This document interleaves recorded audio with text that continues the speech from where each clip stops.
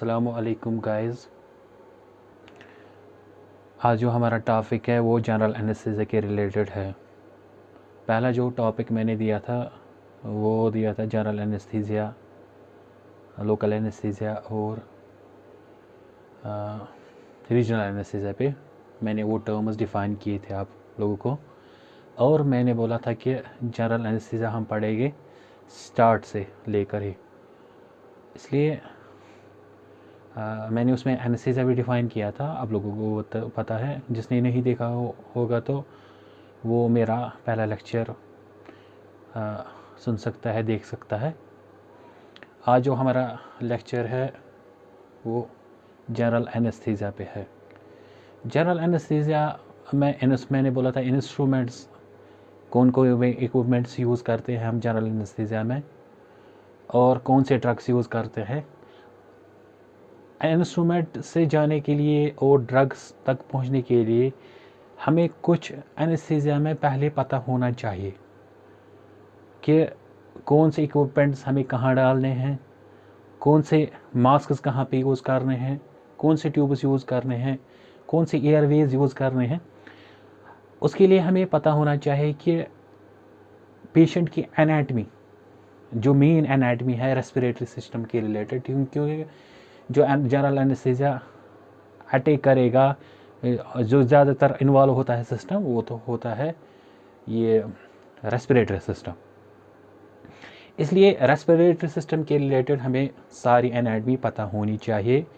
Mainly जो anatomy general anaesthesia के related है, आप लोगों को मैं आज वो थोड़ा उसमें बताऊंगा कि कौन कौन से ज़्यादा हमें याद रखने हैं, और MCQs में ज़्यादातर कौन पूछे जाते हैं, क्या क्या पूछा जाता है, वो भी आप लोगों को मैं बताऊंगा।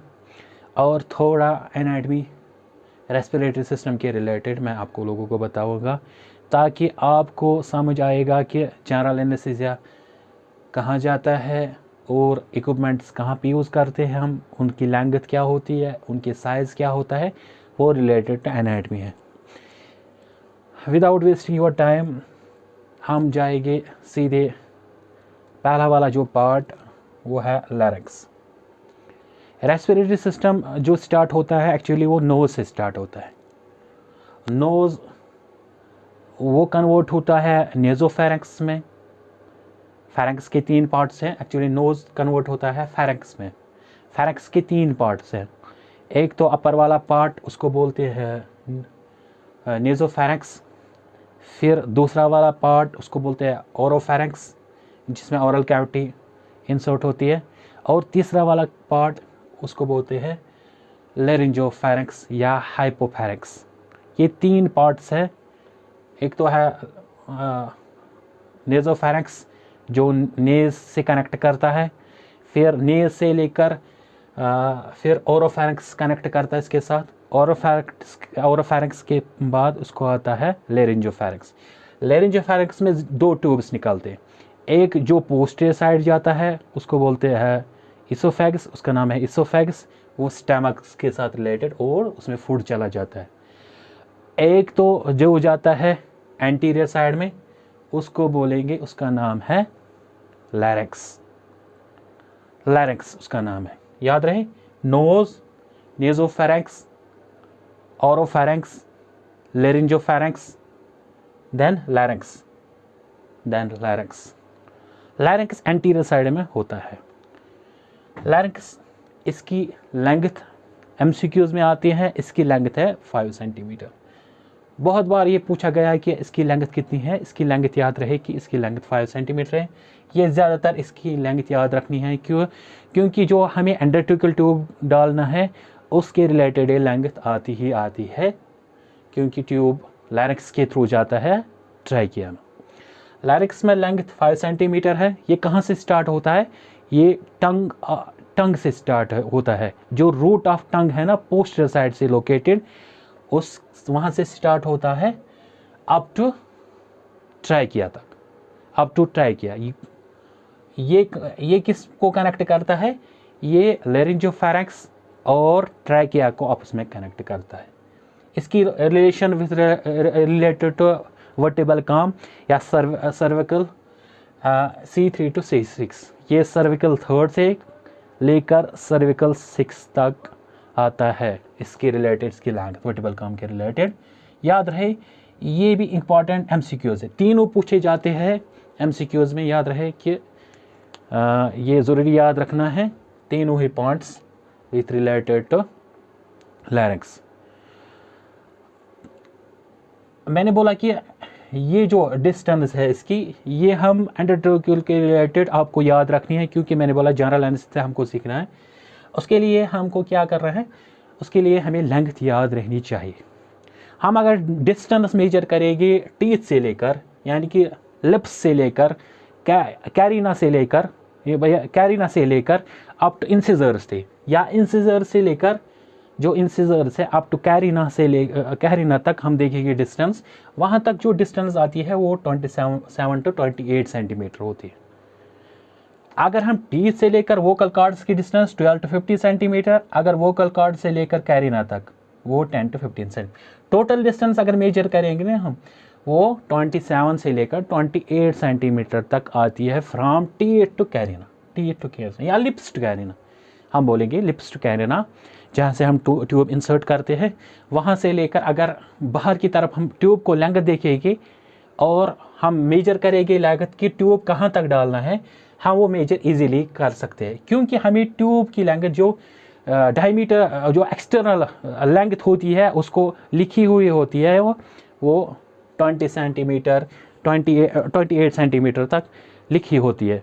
इसलिए हमें क्या करना है, हमें टीथ से लेकर, जो माउथ से लेकर अप टू कैरिना तक लेंथ मेजर करनी है, वो आती है 27 सेंटीमीटर। क्योंकि हम ट्यूब कैरिना तक नहीं पहुंचने देते हैं। क्योंकि अगर कैरिना तक गया ना, तो उसका जो होल होता है मर्फीज आई से, जो मेन वाला ओपनिंग होती है एंडोट्रोकियल ट्यूब से, एक तो मर्फीज आई होती है, दूसरी मर्फीज आप साइड में, जब ट्यूब ब्लॉक हो जाएगा तो मर्फीज आई काम आती है, मगर उसके साइड में जो एंडोट्रोकियल के ट्यूब में जो मेन बोर होता है, इसका मेन ओपनिंग होती है, वो अगर हम कैरिना से टच करेंगे तो वो कैरिना से लेकर उस दोनों लेंथ जो होगी ना, कैरिना और ट्यूब, वो आपस में मिल जाएंगे और वो ब्लॉक हो जाएगी। इसलिए उसको बचाने के लिए क्या करते हैं हम 2 to 3 सेंटीमीटर या 4 to 5 सेंटीमीटर ट्यूब को कम करते हैं, ऊपर ले जाते हैं, कैरिना से लेकर ऊपर की। हमको कैसे पता चलेगा कि ट्यूब की हमने ऐसे इतना रखा, क्योंकि उसको लिखा होता है, ट्यूब को एक्सटर्नली लिखा होता है कितना लेंथ कितनी है ट्यूब की, तब हमको डिक्रीज करनी है उसको 4 to 5 सेंटीमीटर। अगर हम 27 को 4 to 5 सेंटीमीटर डिक्रीज करेंगे, तब को आता है 23 सेंटीमीटर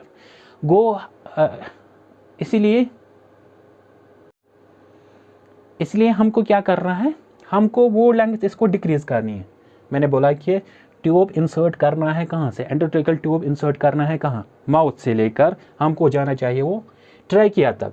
हम क्या करते हैं, हम ट्यूब इंसर्ट करते हैं माउथ से। हमें पता कैसे चलेगी, क्योंकि अंदर वाला वो नेकेड ऐसे हम विजिबल नहीं है, ट्यूब अंदर चला गया, हमको वो कैसे पता चलेगा कि लेंथ कितनी मेजर, कहाँ तक फिक्स करना है ट्यूब को फिक्स कहाँ करना है। इसलिए ये कैसे पता चलेगा, हमको मेजर करनी है 28 सेंटीमीटर 27 सेंटीमीटर टीथ से कैरिना तक, या लिप से लेकर कैरिना तक 28 सेंटीमीटर। हम डिक्रीज करेंगे उसको लेंथ 4 to 5, क्योंकि रखना है हमें क्या, कैरिना से ऊपर 4 to 5 सेंटीमीटर। इसलिए हमने वो डिक्रीज किया, वो आ गया 23 मेनली हम फिक्स करते हैं ट्यूब किनको, मेल्स को हम 23 सेंटीमीटर पे लिखा होता है एक्सटर्नली, ट्यूब को 23 पे फिक्स करते हैं, मेनली 23 पे फिक्स करते हैं ट्यूब को। और जो फीमेल्स है उनको करते हैं 21 सेंटीमीटर पे फिक्स, 21 सेंटीमीटर के फिक्स, क्योंकि उनका लेंथ थोड़ी कम होती है। और जो चिल्ड्रंस को उनको 18-19 पे फिक्स करते हैं। याद रहे, मैंने बोला था कि ये ज़रूरी है हमें क्या, इक्विपमेंट सीखने के लिए, क्योंकि अगर ये पता नहीं होगा तो हमें ट्यूब की लेंथ मेजर नहीं कर सकते हैं, कहाँ फिक्स करना है, ट्यूब की फिक्स करना है कहाँ पे रखना है। इसलिए up to vocal cords, lip से लेकर अप टू कहाँ, कैरिना तक। ये 28 सेंटीमीटर 27 सेंटीमीटर है। हमको क्या करना है, ट्यूब को ऊपर रखना है ताकि ट्यूब ब्लॉक ना हो जाए, मेन बोर उसका मेन जो ओपनिंग है वो ब्लॉक ना हो जाए। उस वजह से हमको क्या कर रहा है, हमको ट्यूब ऊपर ही रखना है, ट्यूब ऊपर ही रखना है। दूसरा जो इसमें मेन एनेस्थीसिया में आता है वो है कार्टिलेजेस। एमसीक्यूज में ये पूछा जाता है, एमसीक्यूज में ये पूछा जाता है। ये मैंने इसीलिए यहाँ पे आपको ये रिकॉल किया है, यहाँ पे लिखा है। इसमें कार्टिलेजेस में क्या होते हैं, इसमें टोटल 9 कार्टिलेजेस है, इसमें टोटल 9 कार्टिलेज है। पीरियड है 3 हो गए 3 6 हो गए 6, अनपीरियड है 3 हो गए 3, 6 + 3 हो गए 9, 6 + 3 = 9, ये हो गए 6, ये हो गए 3, 6 + 3 = 9। ये 3 पीरियड है, ये 3 अनपीरियड है। पीरियड कौन कौन से, एरेटेनॉइड, कॉर्निकुलेट एंड क्यूनिफॉर्म, ये 3 पीरियड है। ये कैसे याद रहेगा, इनमें इनके बीच में एन आता है। देखो अनपीरियड में एन कहीं नहीं आता है, इनके बीच में इन तीनों में एन आता है। एन जिनमें आएगा आपको समझ आए कि वो पीरियड है। अगर आप कहीं पूछा गया कि कॉर्निकुलेट पीरियड है अनपीरियड है, आपको एन इसमें आएगा, आपको समझ आए कि एन है तो ये पीरियड है, ये पीरियड है। अगर एन नहीं आएगा तो अनपीरियड है। ये कैसे रहेगा, एन इन ऑल, एन ऑल में तीनों में एन है तो ये पीरियड है। 6 हो गए। अनपीरियड एपिग्लोटिस, थायराइड एंड क्रिकॉइड, इन ये कैसे याद रहेगा, ETC, ETC, E मतलब एपिग्लोटिस, T मतलब थायराइड, C मतलब क्रिकॉइड, हो गई 9 कार्टिलेजेस। ये एमसीक्यूज में आते ही आते हैं। ग्लोटिस याद रहे, ग्लोटिस नर्वस एडल्ट में होता है, ये आप रख सकते हैं एज याद।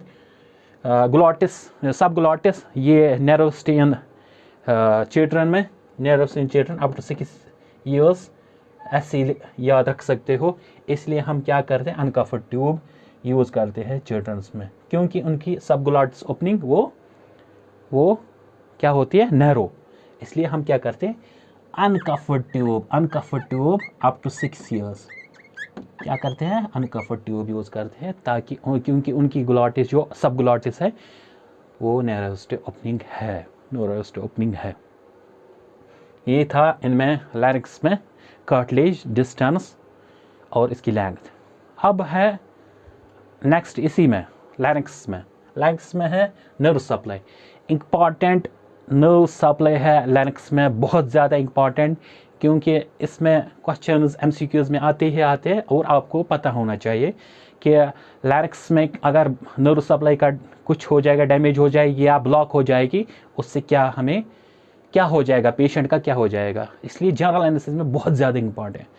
ब्रोंकोस्पाज्म, लैरिंजियोस्पाज्म, वो इसी से हमें पता चलेगा कि नर्व सप्लाई कहाँ से कहाँ जाती है, क्योंकि नर्व सप्लाई मेन है लैरिंक्स में, लैरिंजियोस्पाज्म में और ब्रोंकस में नर्व सप्लाई ब्रोंकोस्पाज्म हो जाते हैं उससे, इसलिए वो ज़्यादा इंपॉर्टेंट है। नर्व सप्लाई जो लैरिंक्स की सप्लाई करती है ना, वो 2 नर्व्स हैं, 2 नर्व्स याद रहे, वो 2 नर्व्स। एक तो है रिकरेंट लैरिंजियल नर्व, इसको RLNB बोलते हैं।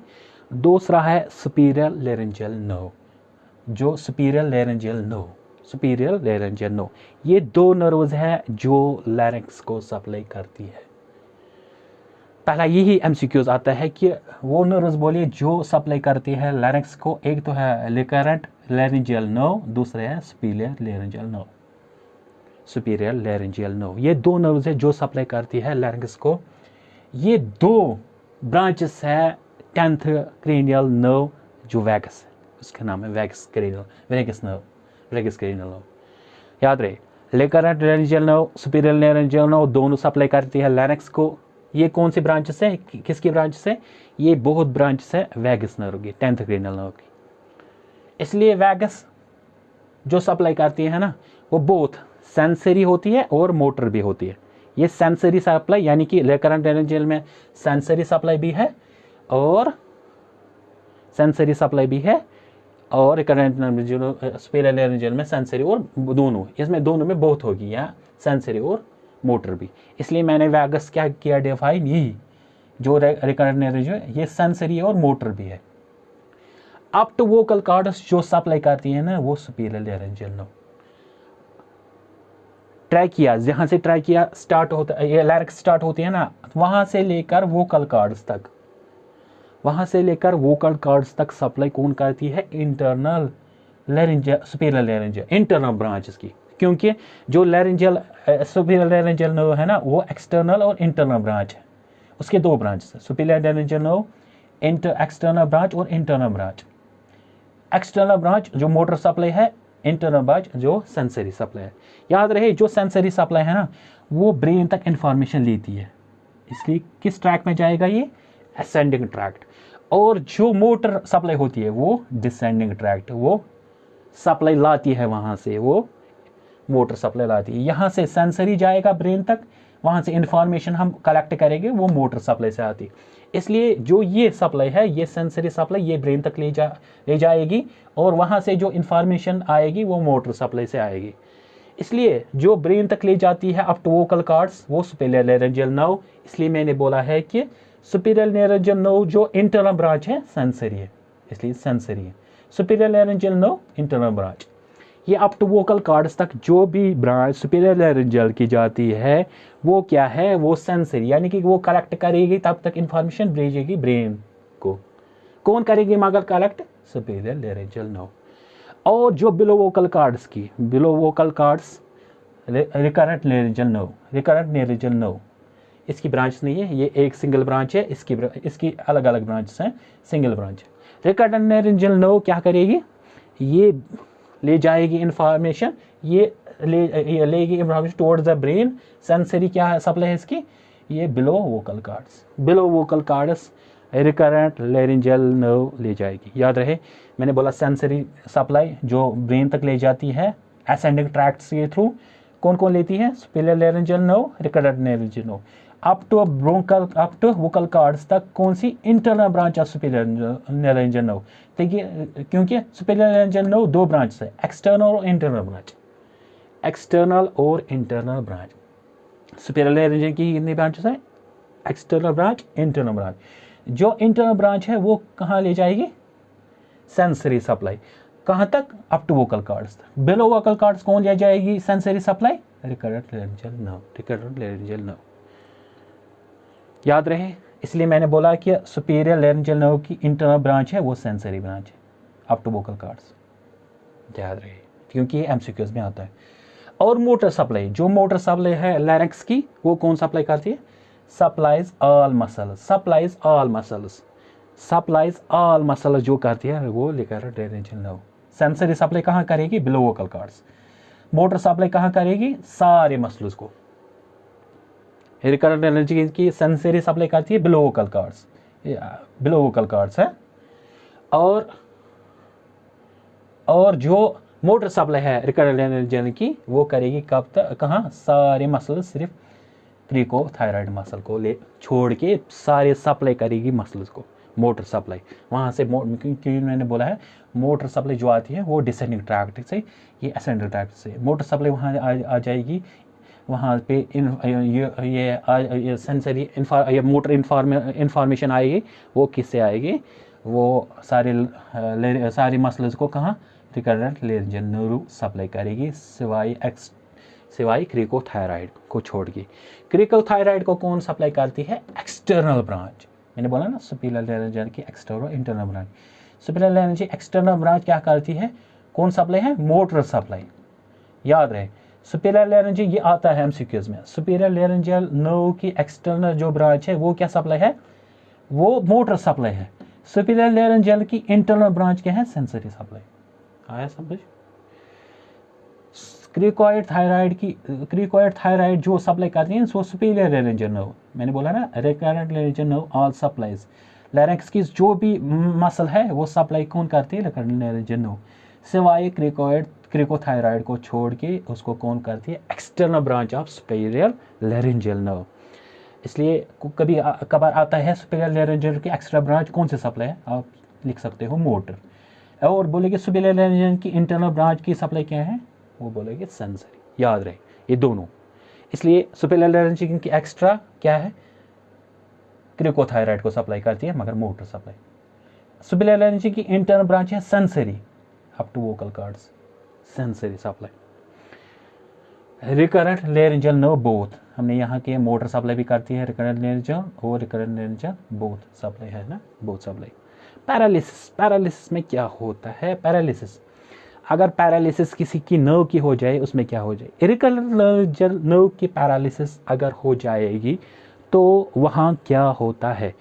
रिकरेंट लेरिंजियल नर्व की अगर वन साइड पैरालिसिस हो रही, एक साइड की पैरालिसिस लैरिंक्स में हो जाएगी, तब हो जाएगा हॉर्सनेस ऑफ साउंड, या जिसको बोलते हैं डिस्फोनिया। क्या हो जाएगा? साउंड का हॉर्सनेस हो जाएगा, हाँ, आवाज़ चेंज हो जाएगी अगर वन साइड पैरालिसिस हो जाएगी रिकरेंट लेरिंजियल नर्व। एमसीक्यूज में आता है one side paralysis of recurrent laryngeal nerve, तो क्या हो जाएगा? आप लिख सकते हो हॉर्सनेस ऑफ साउंड या डिस्फोनिया।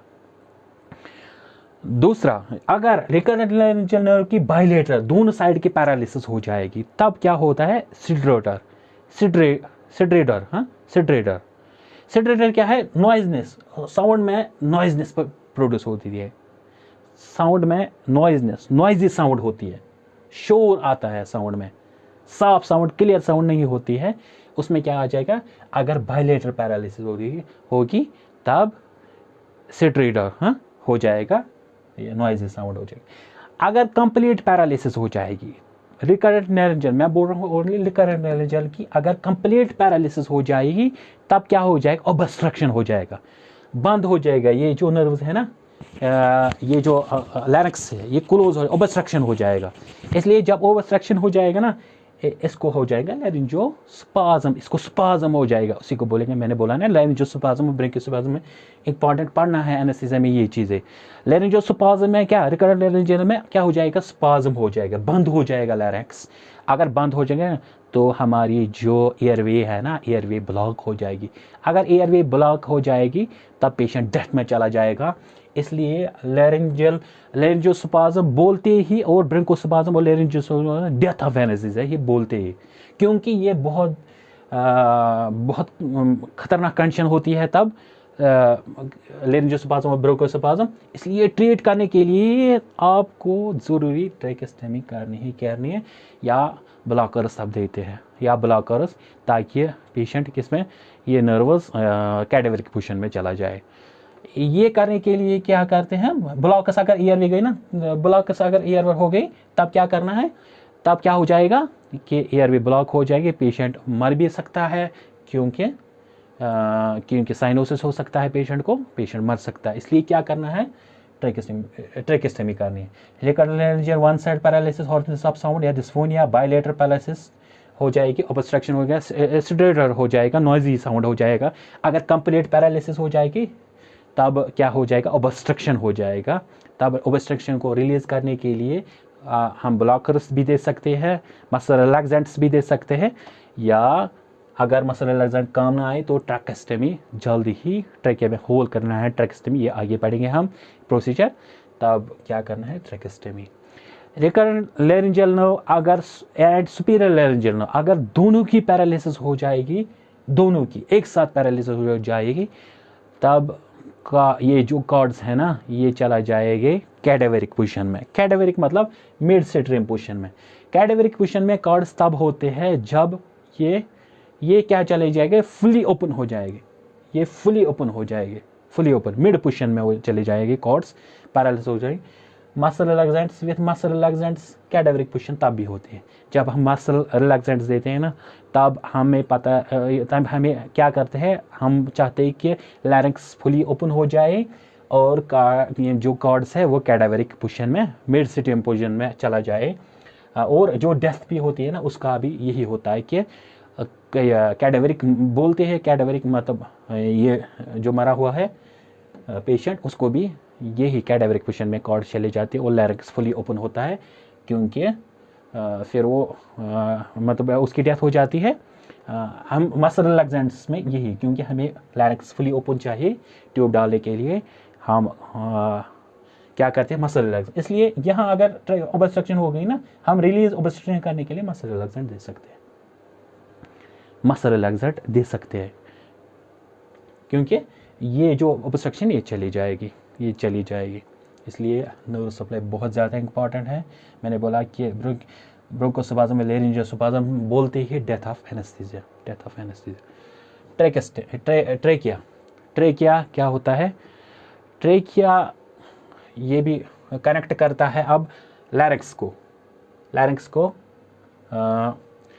ब्रोंकाई के साथ, क्योंकि यही ट्रेकिया फिर दो ब्रोंकस में डिवाइड होता है।